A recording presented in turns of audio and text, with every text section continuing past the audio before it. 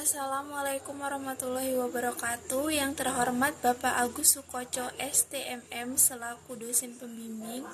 Perkenalkan, nama saya Maya Safitri dengan NIM 01219111. Prodi S1 Manajemen kelas A. Di sini saya akan mempresentasikan proposal saya yang berjudul Analisis Kinerja Keuangan pada Perusahaan Laziza Rahmat Semesta Surabaya. Mengapa saya mengambil judul proposal tersebut? Karena dilandasi dengan latar belakang yang menarik untuk diteliti. Demikian, di sini saya akan membahas tentang proposal saya secara singkat. Pembahasannya yaitu bab 1 pendahuluan, bab 2 kajian pustaka, bab 3 metodologi penelitian. Bab 1 pendahuluan. Latar belakang masalah. Kinerja suatu perusahaan merupakan hasil dari rangkaian aktivitas yang dilakukan oleh perusahaan tersebut dalam kurun waktu tertentu. Salah satu sumber informasi untuk mengetahui dan mengukur kinerja perusahaan adalah laporan keuangan. Ikatan Akuntan Indonesia dalam Standar Akuntansi Keuangan Anonim 2008 menyatakan bahwa tujuan laporan keuangan adalah menyediakan informasi yang menyangkut posisi keuangan, kinerja, serta perubahan posisi keuangan suatu perusahaan yang bermanfaat bagi jumlah besar pemakai dalam pengambilan keputusan ekonomi. Sawir 2009 mengemukakan bahwa media yang dapat dipakai untuk meneliti kondisi kesehatan perusahaan adalah laporan keuangan. Untuk menilai keadaan keuangan perusahaan di masa lalu, saat ini, dan kemungkinan di masa yang akan datang. Informasi posisi keuangan di masa lalu sering dijadikan dasar untuk memprediksi posisi keuangan di masa yang akan datang. Adapun rumusan masalahnya yaitu bagaimana perkembangan kinerja keuangan perusahaan Laziza Rahmat Semesta. Tujuan penelitian. Adapun tujuan yang ini capai dalam penelitian ini adalah untuk mengetahui perkembangan kinerja keuangan perusahaan Laziza Rahmat Semesta. Manfaat penelitian. 1. Manfaat teoritis. Hasil penelitian ini diharapkan berguna untuk menambah pengetahuan, informasi sekaligus sebagai bahan acuan untuk referensi dalam penelitian yang serupa. 2. Manfaat praktis. Dalam penelitian berguna sebagai acuan untuk pedoman perusahaan dalam mengelola keuangan agar di masa yang akan datang. 3. Manfaat kebijakan.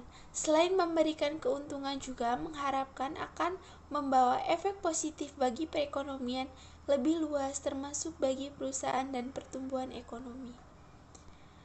Kajian pustaka. Keuangan diperlukan oleh setiap perusahaan untuk memperlancar kegiatan operasinya. Menurut Ridwan S. Sujaja dan Ige Berlin 2002, pengertian keuangan sebagai berikut. Keuangan merupakan ilmu dan seni dalam mengelola uang untuk mempengaruhi kehidupan setiap orang dan setiap organisasi. Keuangan berhubungan dengan proses lembaga, pasar, dan instrumen yang terlibat dalam transfer uang di antara individu maupun bisnis dan pemerintah. A. Kinerja keuangan. Selama ini belum ada keseragaman dalam pengertian kinerja.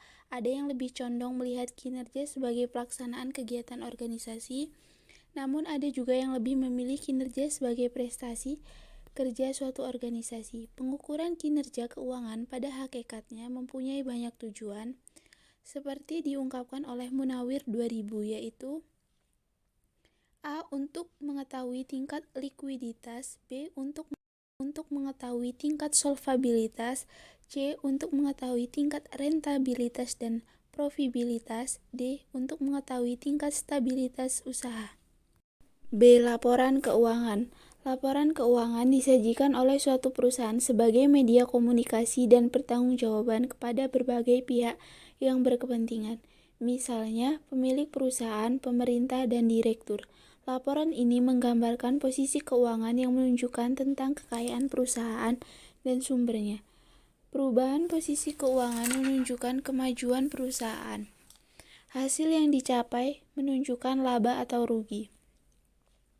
C. Teknik analisis laporan keuangan Menurut Munawir 2004 bahwa teknik analisa laporan keuangan adalah peralatan yang digunakan dalam menganalisa laporan keuangan. Teknik analisa laporan keuangan antara lain meliputi 1. Analisa perbandingan laporan keuangan, 2. Analisa rasio, 3. Rasio likuiditas. Penelitian terdahulu Dewa 2015 dengan judul Analisa Kinerja Keuangan PT Indofood Sukses Makmur Tbk di Bursa Efek Indonesia. Melianti 2008 Analisis Kinerja Keuangan Bank Pendekatan Rasio NLP, LDR, BAPO, dan RAO pada bank privat dan publik. Anissa 2016 Analisis kinerja keuangan ditinjau dari rasio profitabilitas dan aktivitas pada PT Kimia Farma Tbk, Trading dan Distribution Cabang Samarinda. Mevilana 2012 Analisis kinerja keuangan perusahaan dengan sistem DuPont. Zahroh 2011 Penilaian kinerja keuangan perusahaan berdasarkan analisis rasio keuangan dan Economic Fluid Studi pada PT Trikomsel OK Tbk dan PT Matahari Department Store Tbk yang terdaftar di BEI periode 2009 sampai 2011. Kerangka berpikir PT Laziza Rahmat Semesta dengan mengenai kinerja keuangan adalah dengan menggunakan rasio kinerja sendiri terdiri dari rasio likuiditas, rasio solvabilitas, rasio aktivitas, dan rasio profitabilitas. Hipotesis. Adapun hipotesis yang diajukan sebagai bahan acuan dalam penelitian ini adalah diduga bahwa kinerja keuangan perusahaan mengalami perbaikan berdasarkan rasio keuangan pada PT Laziza Rahmat Semesta. Bab 3. Metode penelitian. Lokasi dan waktu penelitian dalam melakukan penelitian pengambilan lokasi PT Laziza Rahmat Semesta yang berlokasi di wilayah Surabaya. Waktu penelitian untuk memperoleh data maka penulis memperkirakan kurang lebih 2 bulan. Populasi dan sampel. Populasi dalam penelitian ini adalah laporan keuangan yang meliputi neraca laporan rugi laba yang terdapat pada perusahaan Laziza Rahmat Semesta. Sampel dalam penelitian ini ditetapkan dengan cara sampel berurutan dengan observasi kontinu, yaitu mengadakan analisa terhadap laporan keuangan pada PT Laziza Rahmat Semesta tahun ke tahun hingga diperoleh informasi yang cukup untuk menggambarkan keadaan keuangan pada PT Laziza Rahmat Semesta Surabaya. Metode pengumpulan data yaitu dokumentasi adalah suatu usaha yang dilakukan dalam penelitian untuk pengumpulan data dengan menggunakan dokumen perusahaan. Adapun data yang digunakan dalam penelitian ini adalah data laporan keuangan khususnya neraca dan laporan laba rugi. Wawancara dalam sebuah dialog yang dilakukan oleh wawancara untuk memperoleh informasi dari terwawancara Eri Kunto 2003 dalam hal ini, metode wawancara digunakan untuk melengkapi metode dokumentasi apabila dianggap kurang jelas. Metode analisis data. Analisis data yang digunakan secara deskriptif kuantitatif yaitu analisa yang didasarkan pada perhitungan untuk mengetahui tingkat likuiditas, solvabilitas, aktivitas, dan profitabilitas. Sekian dari presentasi saya, kurang lebihnya saya minta maaf. Wassalamualaikum warahmatullahi wabarakatuh.